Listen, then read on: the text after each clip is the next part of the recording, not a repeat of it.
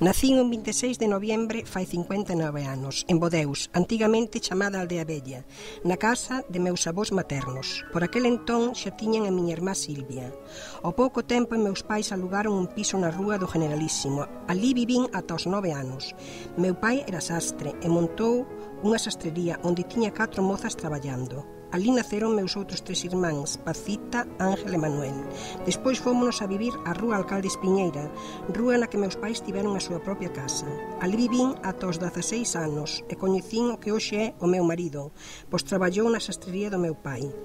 Aos 16 anos marchei cun contrato de traballo para Alemania, pois aquí non había onde traballar. Por aquel entón xa estaba a miña irmá Silvia, meu cuñado Manolo e miña nai, e reclamoume se non houbera podido ir, pois era menor de idade. Fun traballar a unha clínica, a cociña. O traballo consistía en fregar cacerolas, limpar leituga, pelar patatas, etc.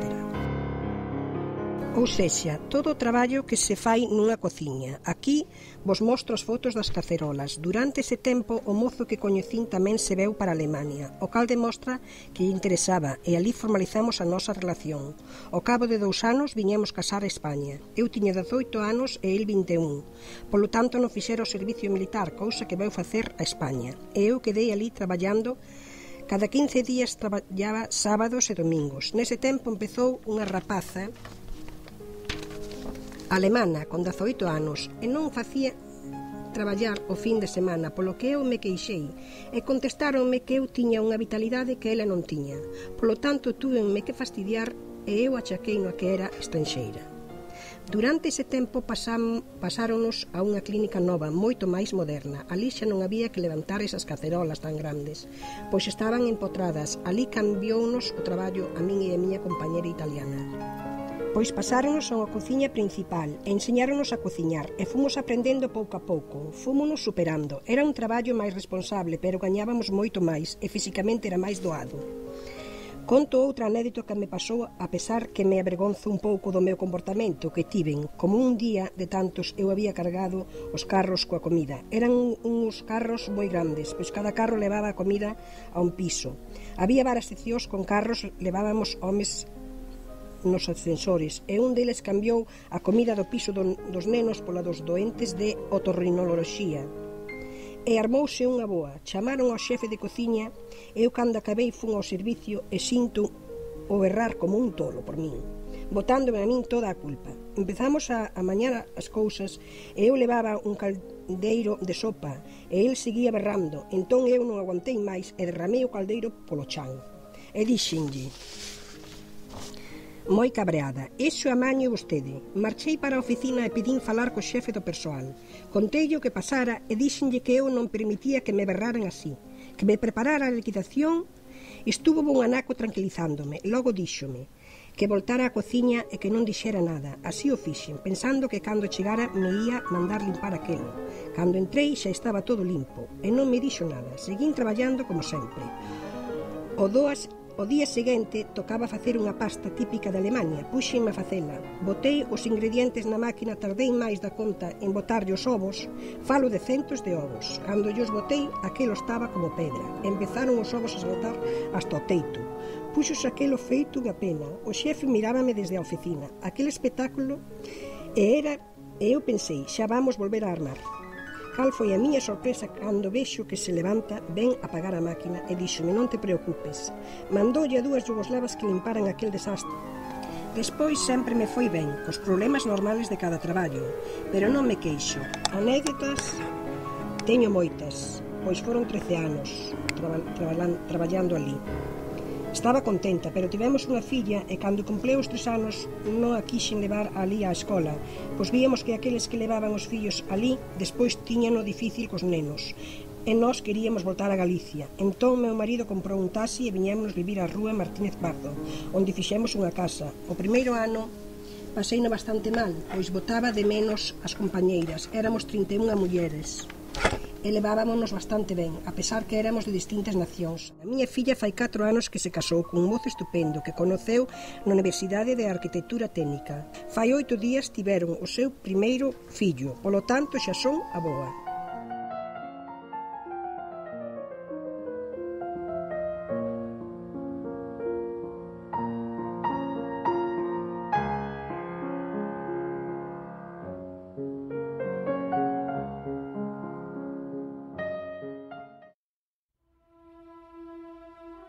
a miña vida de nai feliz. Ola, son Carmen. Nacín fai 56 anos en Miño, un pobo moi bonito, mariñeiro. A miña vida sempre foi moi bonita. A miña infancia, adolescencia e mocedade. Tuve uns pais maravillosos que nos querían moito, nos mimaban, nos cuidaban e o recordo que teño é que todo era moi bonito. Aos 21 anos conocín a Luís e despois de 4 anos de novios nos casamos. Vivo en Curtis, un pueblo tamén moi bonito, fai 31 anos. Pero a miña felicidade foi cando soupen que estaba embarazada da miña filla María. É unha cousa tan grande e maravillosa que non hai outra cousa igual.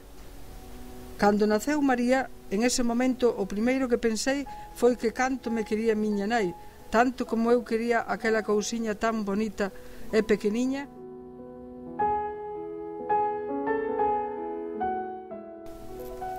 Por eso son a nai máis feliz do mundo.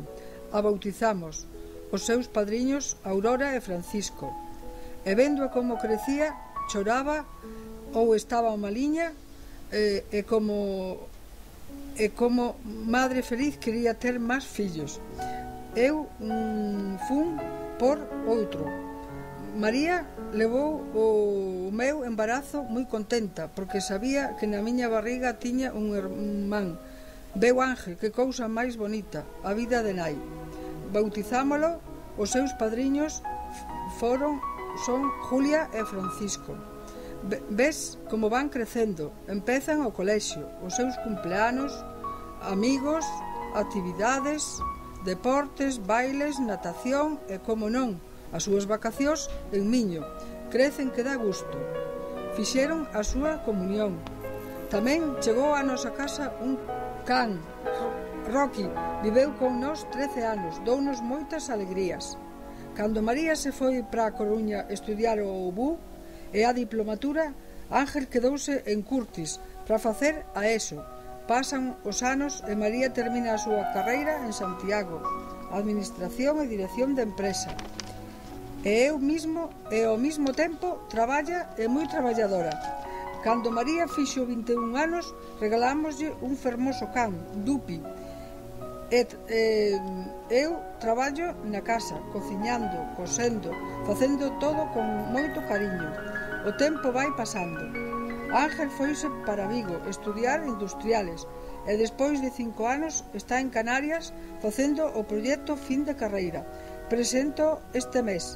El empeza a súa vida laboral no Astrofísico de Canarias e seu pai termina despois de 38 anos de traballo na Caixa de Aforros e eu sigo na casa traballando e coas miñas actividades, pintando, etc. e aún cuidando dos meus fillos que os quero moito.